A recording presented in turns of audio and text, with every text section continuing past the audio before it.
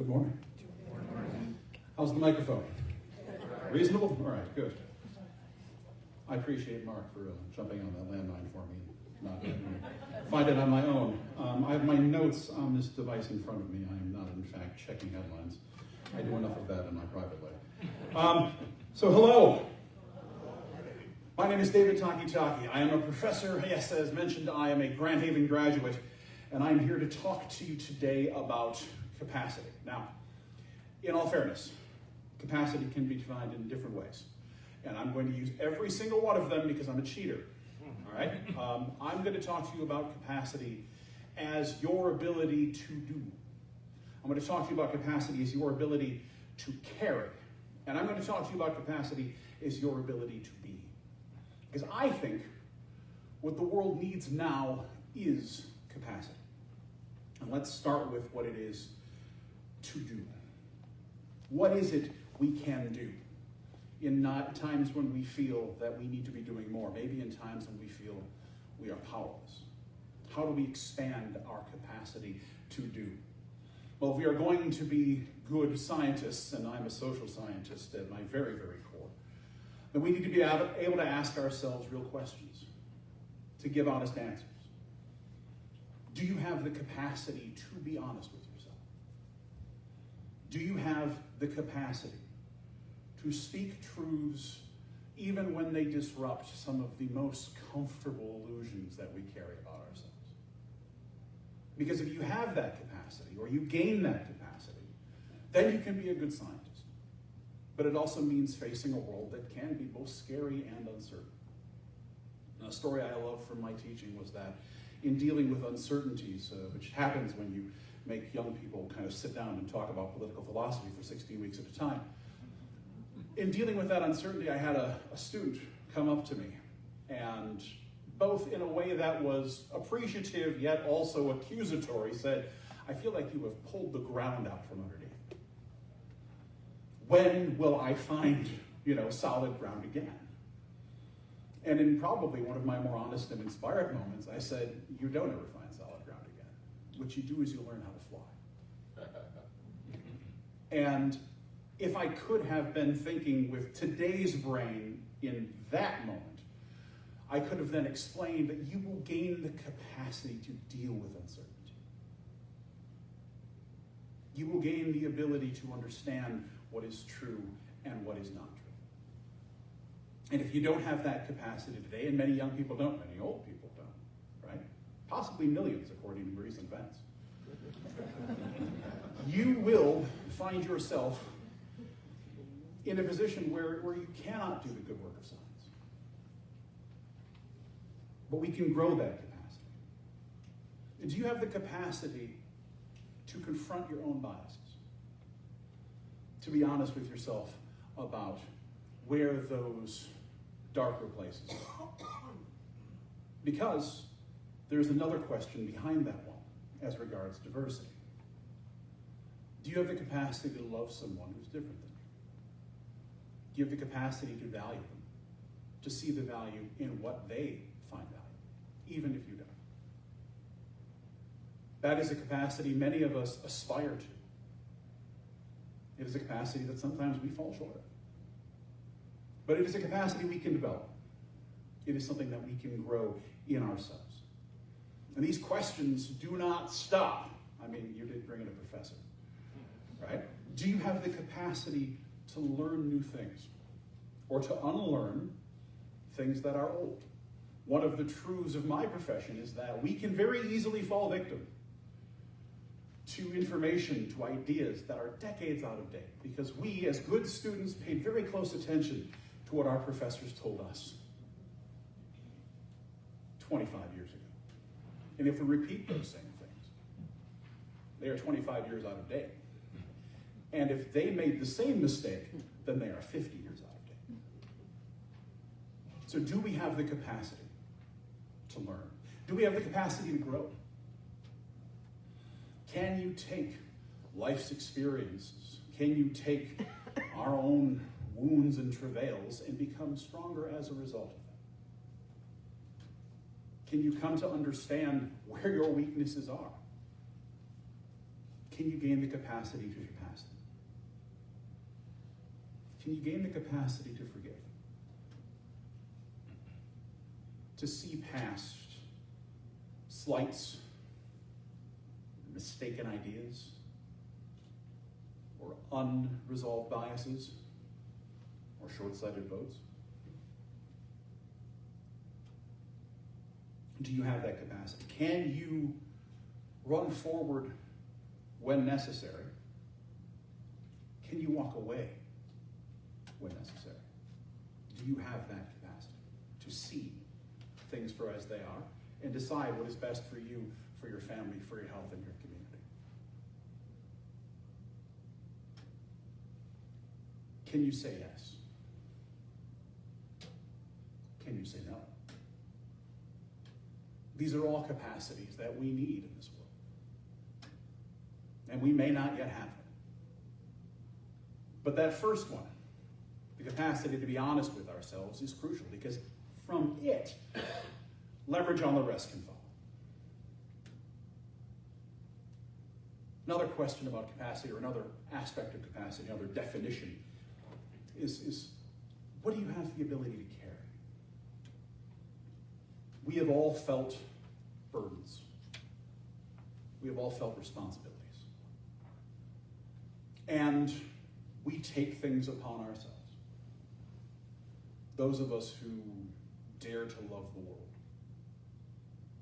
or love each other, burden ourselves with the weight that comes with that.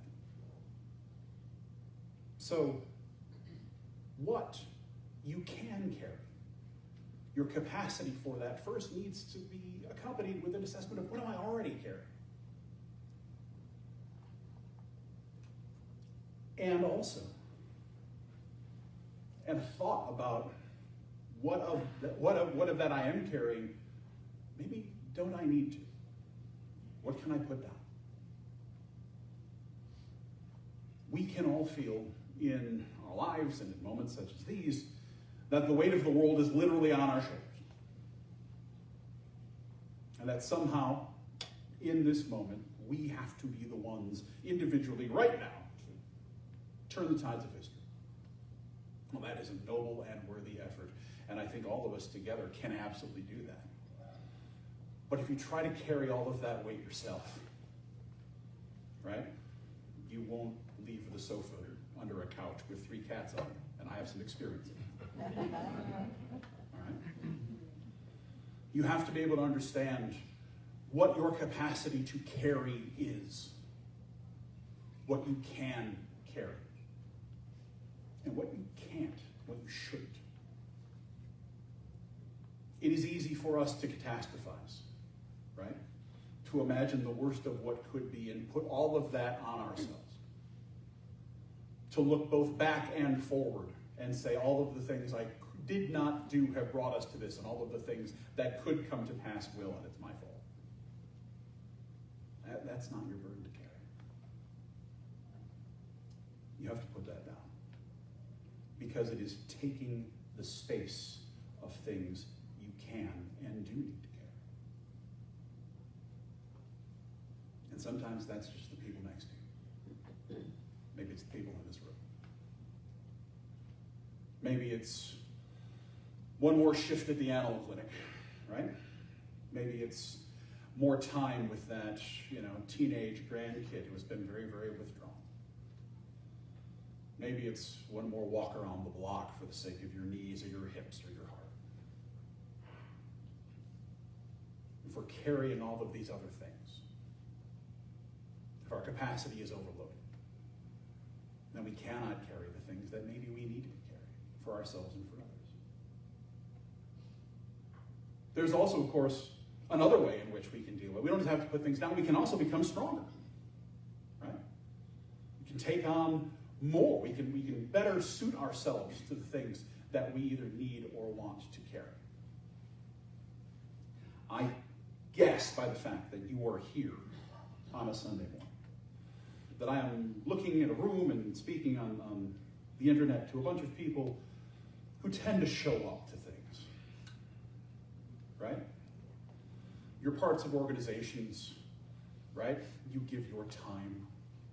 And you understand that very frequently it's a small number of people who show up and do things, right? There's a core. It's the same 5 or 6 folks. I bet you that any of you could point to that one person who is always there early and always does things and always finds the time and, you know, not only that, but has a tray of cookies and a smile, right? Right? And I did that somewhat deliberately because I knew I could look around the audience and some of you would look at each other. Now I can find the cookie people, right? I'm interested in the cookie people, all right? So we know that that's true, right? We know that there are those amongst us who find a way to just kind of keep going and to do more. And we can look to them for examples, right? And I think, in my experience with them, one of the things they will tell you about how they can do that, about how they got so strong, right, is that they let themselves feel the joy of the benefit they bring, right? Some part of their hearts are miraculously open, despite the work they do, despite the things they carry. And that, I think, is the key, right? I won't ask our musician friend because I've been here myself, but I know for a fact when you play to an audience, even if you are tired or you're exhausted or it's the 8th show of a festival weekend or whatever it happens to be, right? And they begin giving something back to you. When that energy comes back, you can do anything. And despite your exhaustion or despite, you know, sleeping in a tent for 4 or 5 days at a time and eating crappy food, suddenly you feel like you can conquer the world. Because what you've put out has been returned to you. And when someone who brings the cookie plate, right, sees someone stand in with their morning coffee, grab that cookie and give a little bit of a smile, they're giving something back to you. But we have to be open to that. We have to be able to take strength from those little things. And when we do that, our capacity to carry, our strength increases. And that is inherently good. One of my readings I had from Rabindranath Tagore, who gets called Guru Deva, right? And the reading itself was that we can have what we should, what belongs to us, if we create the capacity for it in our lives. And I think that is true because we have to put down some things to make room for the good things that come, for the burdens we really must carry. And I think Rabindranath Tagore is also a fantastic example of my last idea of capacity. Will Durant went off and spoke very praisingly of Rabindranath Tagore in his essay. It's called A Shameless Worship of Heroes.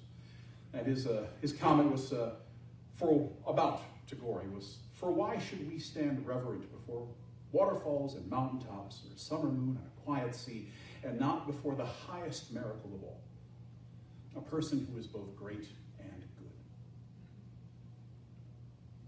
I think that's true of Guru Deva.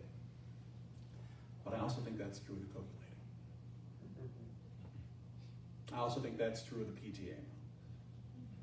I also think that that's true of the dad who comes home after, a long shift on his feet and puts on the little outfit and goes off to coach softball. I think that's true of the people who show up and make community for others. There is greatness in that. And we have to accept our capacity for greatness. Yes, sometimes that will be earth-shaking, history-changing greatness. And sometimes that will be small. One of the things I have to accept as a teacher is that I don't get to know. When I stand in front of a group and I give a lesson, I don't get to know if that changes their life. Sometimes I get something back.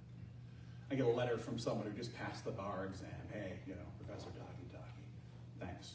Made a difference. I don't know if that person's going to go on to do great things or, represent corporate interests and pollute the earth. I have no idea. right? I don't know. I don't get to know. But that doesn't mean it's not potentially great. And it doesn't mean it's not potentially good. And so, can you do great things? Can you do good things? If we are interested in compassionate action, and I think we all are, then in what capacity will you serve the world? What will you be? Will you be a good parent? Will you be a scholar? Will you be a teacher? Will you be a protector? An advocate? An artist? A healer? A provider? A lover? A warrior? A philosopher? A king? Or a queen? Will you be a revolutionary? Will you carry for others? Because all of us have choice in this.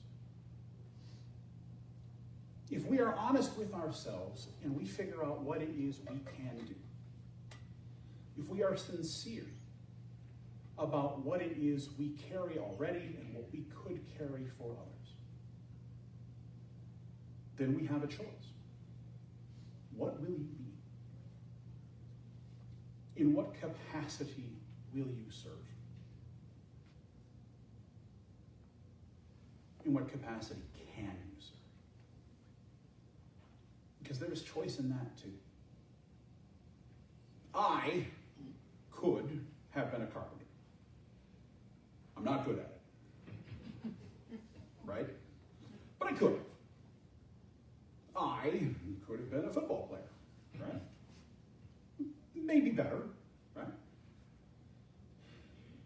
I also was a bouncer at a nightclub. Not far from here. All right? I was a manager. I was a fast food worker at that Burger King for a time. Right? I was a car salesman down the road. Lasted like 3 months. I am an older brother. I am a son. I'm a friend. And I've chosen to be a teacher. I've chosen to care and to do what I can in the world with what time I possess. I've chosen to be that, and in that capacity serve the world. But I could still have done any of those other things. And there's nothing wrong with any of those other things, right? People need to be fed. They need comforts. But how can you serve? Again, if we are interested in compassionate action, if we are concerned about stewardship for this world, about the environment, and about each other, about ourselves, what capacities do you have to do good? What roles can you step into? I think that the theme of this series, what the world needs now, is a good one. I especially love the fact that it's pulled out of a song, right? And if you'll forgive me a little bit of anthropocentrism, I want to point at another song. Because what the world needs now, right? Well, we are the world, right? Even if we are most concerned about the rivers and the lakes and the creatures, right? It is our ability to advocate and sometimes our ability to destroy that is the greatest concern. We are the world. You are, right? I think what we need is capacity. We need to better understand what it is we can do. We need to better align what we carry to that task. And we need to choose for ourselves capacities that will make the world a better place, that will align it with our best values. And what the world needs is us.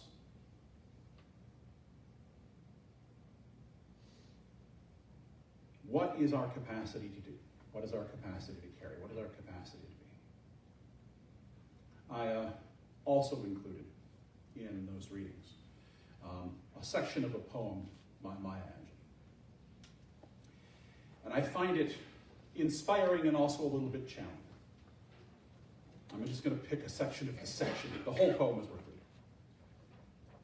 But the reading is, you, created only a little lower than the angels, have crouched too long in the bruising darkness, have lain for too long face down in ignorance. Your mouths spitting words armed for slaughter. The rock. And in the poem, the rock is the echoes of that which has come before, is history. The rock cries out to us today, you may stand upon me, but do not hide your face. I give you no judgment in terms of what your capacity is. I give you no judgment in terms of how you choose to serve the world. I am not knowledgeable enough about any of you, maybe Kathy. I'm not knowledgeable about any of you enough to deem what you should do. But you all have capacities. None of us are so young or so old that they cannot be made better, that we cannot be made healthier, or stronger, or happier by coming to terms with our capacity both internally and externally. And so, the world needs capacity. The world needs us. Do not hide